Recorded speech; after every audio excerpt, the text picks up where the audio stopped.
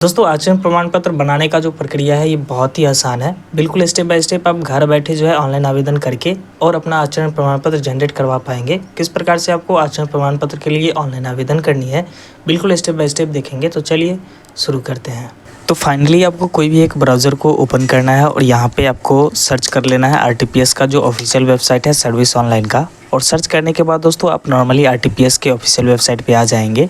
और आने के बाद यहाँ पे जो देख पा रहे हैं सबसे शुरुआत में यहाँ पे जो दिया गया है ऑनलाइन आवेदन, यहाँ पे क्लिक करना है। और साथ ही लोक सेवाएं पे क्लिक करने के बाद यहाँ पे जो देख पा रहे हैं सबसे नीचे लिखा हुआ है गृह विभाग, यहाँ पे आपको क्लिक करके और आचरण प्रमाण पत्र के लिए आवेदन पे आपको क्लिक करा देना है। क्लिक कराते ही आपके सामने आवेदन फॉर्म ओपन हो जाएंगे, जहाँ पे आपको बिल्कुल बारीकी से डाटा को फिल करना है। जैसा कि यहाँ पे आप देख पा रहे हैं आवेदन फॉर्म ओपन हो चुका है। ओपन होने के बाद दोस्तों यहाँ पे स्क्रॉल डाउन करेंगे तो यहाँ पे जो भी जेंडर है वो जेंडर यहाँ से आप सेलेक्ट करिए। और सेलेक्ट करने के बाद जो भी अभिवादन है वो अभिवादन को सिलेक्ट करेंगे। और साथ ही नेम ऑफ अप्लीकेंट में जो भी अप्लीकेंट है, जैसे कि मान लीजिए आप सूरज कुमार का जो है करेक्टर सर्टिफिकेट यानी कि आचरण प्रमाण पत्र बना रहे हैं, तो जो भी अप्लीकेंट है जैसे कि सूरज कुमार, तो सूरज कुमार यहाँ पे आपको लिखना है। लिखने के बाद दोस्तों यहाँ पे ऑटोमेटिक हिंदी में हो जाएगा। फॉर एग्जांपल यहाँ पे अगर हम लिख देते हैं सूरज कुमार, जैसा कि यहाँ पे आप देख पा रहे हैं सूरज कुमार हमने यहाँ पे लिखा तो ऑटोमेटिक इस साइड जो है हिंदी में टाइप हो गया। जैसे कि पिता का नाम यहाँ पे आप टाइप करेंगे इंग्लिश में, ऑटोमेटिक यहाँ पे हिंदी में नाम टाइप हो जाएगा। जैसे कि यहाँ पे आप देख पा रहे हैं जिस प्रकार से यहाँ पे हम टाइप कर रहे हैं ऑटोमेटिक इस साइड हिंदी में नाम टाइप हो रहा है। टाइप होने के बाद दोस्तों यहाँ पे जो देख पा रहे हैं माता का नाम आपको डाल लेना है। साथ ही यहाँ पे अगर मान लीजिए किसी स्त्री का बना रहे हैं, अगर वो शादीशुदा हैं तो उनके पति का नाम यहाँ पे आप मेंशन करेंगे, अन्यथा इसे आप खाली छोड़ सकते हैं। इसके अलावा यहाँ पे आवेदक का मोबाइल संख्या पूछा जा रहा है तो यहाँ पे आपको मोबाइल नंबर डाल ही देना है। मोबाइल नंबर डाल देने से बेनिफिट हो जाएगा कि जिस समय आप ये एप्लीकेशन सबमिट करेंगे ऑटोमेटिक आपको एक रेफरेंस नंबर दे दिया जाएगा, जिससे आप जो है अपना आवेदन का स्टेटस चेक कर पाएंगे। साथ ही यहाँ पे ईमेल आईडी अगर आप डाल देते हैं तो जैसे ही आपका करेक्टर सर्टिफिकेट यानी कि आचरण प्रमाण पत्र बन के तैयार हो जाएगा, बाय ईमेल आपको भेज दिया जाता है। तो यहाँ पे आप एक्टिव ईमेल आईडी डाल ही दे तो ज़्यादा बेहतर होगा। इसके बाद दोस्तों यहाँ पे ज़िला को सिलेक्ट कर लेना है कि आप किस ज़िले से बिलोंग करते हैं। और साथ ही यहाँ पे अनुमंडल पूछा जा रहा है जो कि सब डिवीज़न, तो जो भी आपका सब डिवीज़न है वो सब डिवीज़न को सेलेक्ट करिए। और सेलेक्ट करने के बाद प्रखंड को सेलेक्ट कर लेना है कि किस प्रखंड से आप आते हैं। और साथ ही आप अपना गांव का नाम यहाँ पे लिखेंगे। जैसे ही आप यहाँ पे इंग्लिश में नाम अपने गांव का टाइप करेंगे ऑटोमेटिक इस साइड हिंदी में हो जाएगा। साथ ही पोस्ट ऑफिस यहाँ पे लिखिए, ऑटोमेटिक डाकघर हिंदी में हो जाएगा। साथ ही जो भी वार्ड संख्या है, जो भी वार्ड नंबर है वो वार्ड नंबर यहाँ पे डालिए। इसके अलावा पिन कोड यहाँ पे आपको लिखना है। इसके अलावा यहाँ पे देख पा रहे हैं बोला जा रहा है स्थानीय निकाय का प्रकार, यानी कि क्या आप नगर पंचायत से हैं, नगर निगम से हैं, इसके अलावा ग्राम पंचायत से हैं या फिर नगर परिषद से हैं। तो जिस भी निकाय से आप बिलोंग करते हैं वो निकाय यहाँ से आपको सिलेक्ट करनी है। साथ ही जैसे कि ग्राम पंचायत से बिलोंग करते हैं तो ग्राम पंचायत को सिलेक्ट करेंगे। इसके अलावा ग्राम पंचायत का जो पंचायत है वो पंचायत यहाँ पे आपको सेलेक्ट कर लेनी है। सेलेक्ट करने के साथ ही यहाँ पे देख पा रहे हैं वर्तमान पता यानी कि प्रेजेंट एड्रेस आपसे पूछा जा रहा है। तो दोस्तों यहाँ पे जो आपने एड्रेस डाला ये तो आपका था अस्थाई पता, जैसा कि यहाँ पे आप देख पा रहे हैं परमानेंट एड्रेस, यानी कि दोस्तों कुल मिलाकर के जो आपके आधार कार्ड पे एड्रेस होगा वो एड्रेस आप परमानेंट एड्रेस में डालेंगे। साथ ही यहाँ पे नीचे स्क्रॉल डाउन करते हुए यहाँ पे जो देख पा रहे हैं वर्तमान पता, अगर मान लीजिए आपका घर समस्तीपुर में है लेकिन फिलहाल आप रह रहे हैं पटना में, तो वहाँ का जो है आप एड्रेस यहाँ पे डाल सकते हैं प्रेजेंट एड्रेस के सेक्शन में। और अगर मान लीजिए दोनों एड्रेस आपका सेम ही है तो नॉर्मली आप ऊपर जैसा पे क्लिक करा दीजिए तो ऑटोमेटिक ऊपर वाला सारा एड्रेस नीचे फिल हो जाएगा। इसके बाद स्क्रॉल डाउन करते हैं। अब दोस्तों यहाँ पे देख पा रहे हैं थाना पूछा जा रहा है प्रेजेंट एड्रेस में, तो यहाँ से आप अपना थाना सेलेक्ट कर लीजिए कि कौन सा थाना है आपका। साथ ही यहाँ पे देख पा रहे हैं बोला जा रहा है आवेदक का फ़ोटो अपलोड करने के लिए, तो यहाँ पे आप अपना फ़ोटो अपलोड करेंगे। पासपोर्ट साइज़ फ़ोटो होना चाहिए और साथ ही वो 30 KB से लेकर के 100 KB के बीच का होना चाहिए। और साथ ही ध्यान रहे कि फ़ोटो जो है वो एकदम क्लियर रूप से दिखना चाहिए। और अगर आप मोबाइल फ़ोन से अप्लाई कर रहे हैं तो नॉर्मली कैमरा पे क्लिक करके आप डायरेक्ट जो है पिक्चर को कैप्चर कर सकते हैं।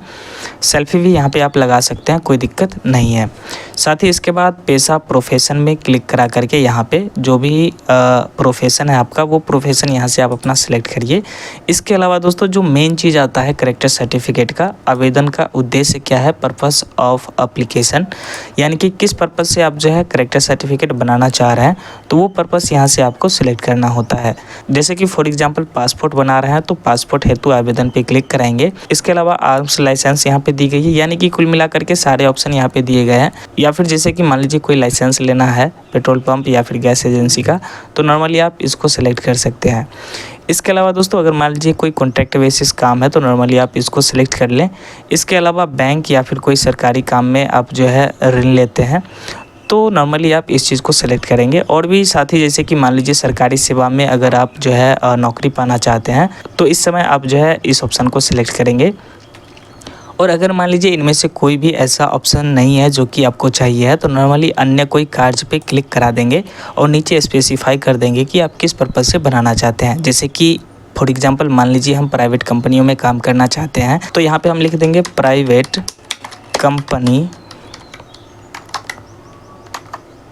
तो यहाँ पे हम लिख देंगे प्राइवेट कंपनी में काम करने हेतु, इस प्रकार से हम लिख देंगे और स्क्रॉल डाउन करेंगे। अब दोस्तों यहाँ पे आपसे पूछा जाएगा पिछले 2 वर्षों का अधिवास विवरण, यानी कि पिछले 2 वर्षों से आप कहाँ पे रह रहे हैं उसका विवरण यहाँ पे आपको डालना है। तो यहाँ पे अस्थाई पता पे क्लिक करके क्या आप वर्तमान पता में रह रहे हैं प्रेजेंट एड्रेस में, या फिर पिछला कोई अस्थाई पता है तो उस पर आप रह रहे हैं, या फिर अस्थाई पता है तो वो चीज़ें आप यहाँ से सिलेक्ट करिए। तो नॉर्मली हम अस्थाई पता को सिलेक्ट करेंगे और साथ ही जो भी जिला से बिलोंग करते हैं वो जिला को सिलेक्ट करेंगे, साथ ही थाना सिलेक्ट करेंगे, पूरा का पूरा पता यहाँ पे डालेंगे और किस महीने से किस वर्ष से किस महीने तक किस वर्ष तक, यानी कि कुल मिलाकर के 2 साल का विवरण डालना है। जैसे कि यहाँ से दिसंबर को हम सेलेक्ट करते हैं और यहाँ पे 2021 और यहाँ पे हम 2022 सेलेक्ट कर लेते हैं और साथ ही यहाँ से हम दिसंबर को फिर वापस से सेलेक्ट करके 2024 सेलेक्ट करते हैं। अब यहाँ पे जो लास्ट टाइम का जैसे कि ऑटोमेटिक आ रहा है मई तक ही सिलेक्ट होना है तो मई तक हम सिलेक्ट करते हैं। अब चूँकि यहाँ पे देख पा रहे हैं तो 2 साल का विवरण नहीं हो पाया है तो यहाँ पे हम क्या करेंगे, मई है तो इस साइड भी मई करा देते हैं ताकि मई से मई जो है टोटल कुल मिलाकर के 2 साल का विवरण हो जाएगा। अब हम स्क्रॉल डाउन करेंगे और यहाँ पे जो कैप्चा दिख रहा है ये कैप्चा डाल करके और सबमिट के ऑप्शन पे क्लिक करेंगे तो आधार अपलोड करना पड़ेगा। और आधार किस प्रकार से अपलोड करनी है तो चलिए वो भी दिखा देते हैं। तो जैसा कि देख पा रहे हैं पासपोर्ट साइज़ का जो फ़ोटो आपको अपलोड करना था वो कुछ इस प्रकार से अपलोड करना है। साथ ही आधार कार्ड मैं आपको दिखा देता हूँ। आधार कार्ड आपको एक ही पेज पे फ्रंट और बैक दोनों साइड का जो है स्कैन कर लेना है और एक ही पेज पे स्कैन करके आपको यहाँ पे अपलोड कर देना है। यहाँ पे ध्यान रखना है जो आप डॉक्यूमेंट अपलोड करेंगे वो जेपीजी या फिर पीडीएफ में रहेगा, बिल्कुल चलेगा और यहाँ पे आपको अपलोड कर देना है। यहाँ पे अगर साइज़ की बात करें तो 2 MB से नीचे का रहना चाहिए डॉक्यूमेंट का जो साइज़ है वो, और साथ ही पिक्चर जो है 30 KB से 100 KB के बीच में बिल्कुल चलेगा। और यहाँ पे अपलोड करने के बाद जैसे ही फाइनल सबमिट कराएंगे तो आपका जो है करेक्टर सर्टिफिकेट के लिए फाइनली आवेदन हो जाएगा और लगभग 20 से 21 दिन में आपका करेक्टर सर्टिफिकेट बनके तैयार भी हो जाएगा। लेकिन दोस्तों यहाँ पे एक बात का और ख़ास तौर पे ध्यान रखना है आपको, अगर आप सोच रहे हैं कि ऑनलाइन आवेदन कर दिए हैं तो ये बन के आ जाएगा, लेकिन ऐसा कुछ नहीं है। यहाँ पे जैसे ही आप ऑनलाइन आवेदन करते हैं तो लगभग 10 से 12 दिन के बाद आपके मोबाइल पे फ़ोन आएगा, यानी कि जो भी मोबाइल नंबर आपने यहाँ पे डाला होगा, जैसा कि मैं आपको दिखा देता हूँ। यहाँ पे जो आपने डाला है ये मोबाइल नंबर, जैसा कि यहाँ पे आपने जो भी डाला होगा उस मोबाइल पे आपको जो है फ़ोन आएगा और आपको बुलाया जाएगा कि आप डॉक्यूमेंट लेकर के आइए। तो डॉक्यूमेंट में क्या सब ले जाना है तो नॉर्मली आप आधार कार्ड, पैन कार्ड ले जाएं और साथ में एक पासपोर्ट साइज़ का फ़ोटो, और वहाँ पे जा कर के आप वेरीफाई करवा लें। और एक्स्ट्रा एक चीज़ ले जाइएगा जो कि आवासीय प्रमाण पत्र, क्योंकि हमें मांग दिया गया था, वहाँ पे बोला गया था कि आवासीय भी दिखाइए, तो आवासीय भी हो सकता है आपको दिखाना पड़ जाए, तो यहाँ पे आवासीय भी आपको साथ में ले जाना है। ले जाने के बाद फिजिकल वेरिफिकेशन आपका हो जाएगा और जिस दिन आपका फिजिकल वेरिफिकेशन हो गया समझ जाइए कि 4 से 5 दिन के अंदर आपका करेक्टर सर्टिफिकेट बन के तैयार हो जाएगा।